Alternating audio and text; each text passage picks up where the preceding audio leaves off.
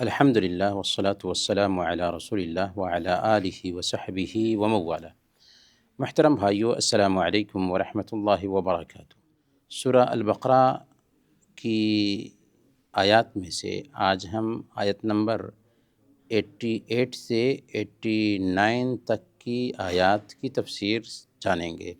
اللہ تعالیٰ فرماتا ہے اعوذ باللہ من الشیطان الرجیم، بسم اللہ الرحمن الرحیم۔ وَقَالُوا قُلُوبُنَا غُلْفٌ بَل لَّعَنَهُمُ اللَّهُ بِكُفْرِهِمْ فَقَلِيلًا مَّا يُؤْمِنُونَ۔ اور یہود یہ کہتے ہیں کہ ان کے دل غلافوں میں محفوظ ہیں جن میں کوئی نیا عقیدہ داخل نہیں ہو سکتا۔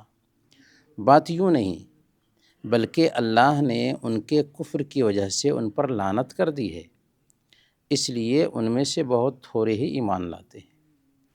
یہود کہتے تھے کہ اے محمد صلی اللہ علیہ وسلم، آپ کچھ بھی بول لیں، کچھ بھی سمجھا دیں، لیکن ہمارے دلوں پر جو ہے نا غلاف چڑھے ہوئے ہیں، کوہر لگے ہوئے ہیں، ہمارے دلوں پر آپ کی باتوں کا کچھ اثر ہونے والا نہیں ہے۔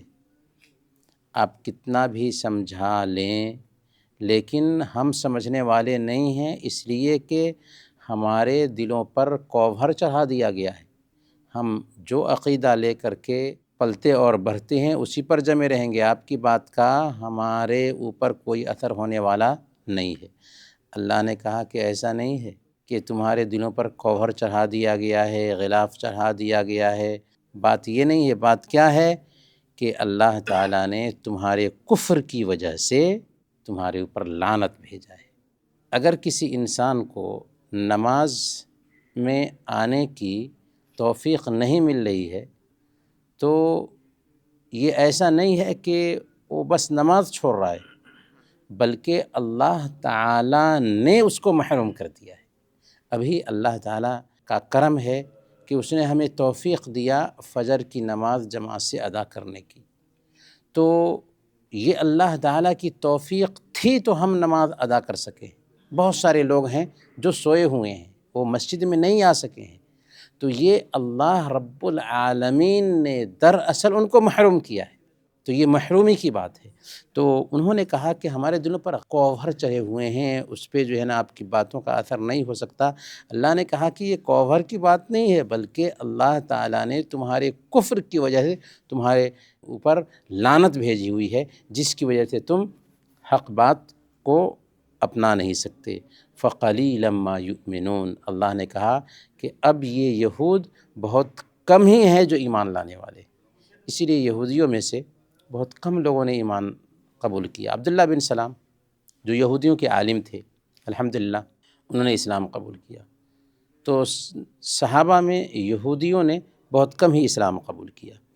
آگے اللہ تعالیٰ فرما رہا ہے وَلَمَّا جَاءَهُمْ كِتَابٌ مِّنْ عِنْدِ اللَّهِ مُصَدِّقٌ لِّمَا مَعَهُمْ وَكَانُوا مِنْ قَبْلُ يَسْتَفْتِحُونَ عَلَى الَّذِينَ كَفَرُوا فَلَمَّا جَاءَهُمْ مَا عَرَفُوا كَفَرُوا بِهِ فَلَعْنَةُ اللَّهِ عَلَى الْكَافِرِينَ۔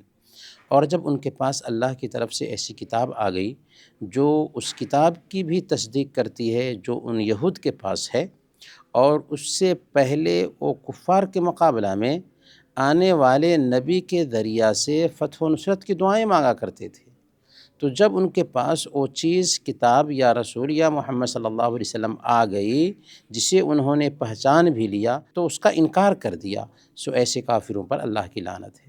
اس آیت کریمہ میں اللہ تعالیٰ یہ بتا رہا ہے کہ جب یہودیوں کے پاس ایسی کتاب آئی، یعنی قرآن اترا، کیونکہ قرآن صرف مسلمانوں کے لیے نہیں ہے، ساری انسانیت کے لیے آیا ہے، تو جب ان کے پاس قرآن آیا، جو قرآن ان کی جو کتاب ہے یعنی تورات، اس تورات کی تصدیق کر رہا ہے، کیونکہ قرآن کی جو تعلیمات ہیں الگ تعلیمات نہیں ہیں، جو تعلیمات پچھلی کتابوں میں آئی تھیں اسی طرح کی تعلیمات قرآن میں بھی ہے، لیکن پچھلے لوگوں نے ان تعلیمات میں چینجنگ کی، اللہ کی وہ تعلیمات تھیں ان میں چینجنگ کی، تو ان میں بھی توحید کی تعلیم تھی، ان میں بھی رسالت کا حکم تھا، ان میں بھی آخرت کا ذکر تھا، ان میں بھی اچھے کاموں کا حکم تھا، برے کاموں سے روکا گیا تھا، لیکن قرآن کو اللہ تعالیٰ نے اپڈیٹ کیا۔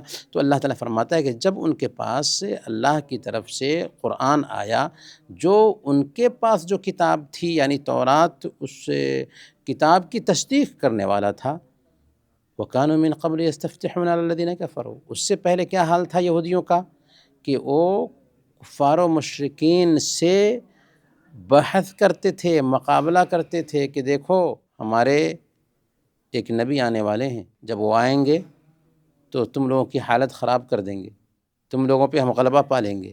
وہ کہاں سے یہ بات کہتے تھے؟ اس لیے کہ تورات میں اللہ کے نبی صلی اللہ علیہ وسلم کے آنے کی خوشخبریاں بیان کی گئی ہیں، تو ان خوشخبریوں کو پڑھ کر کے وہ مشرکین پر اپنی فتح کا اظہار کرتے تھے کہ جب ہمارے جو نبی ہیں وہ آئیں گے تو ہم تم پر غلبہ پا لیں گے، فتح و نصرت کی دعائیں مانگا کرتے تھے۔ جب اللہ کے نبی صلی اللہ علیہ وسلم آ گئے تو پھر کیا کیا؟ اللہ تعالیٰ نے دوسری جگہ پر بیان فرمایا ہے یعرفونہ کما یعرفون ابناءہم، اللہ کے نبی صلی اللہ علیہ وسلم کو اپنی کتابوں کے حوالے سے وہ ایسے ہی پہچانتے تھے جیسے اپنے بچوں کو پہچانتے۔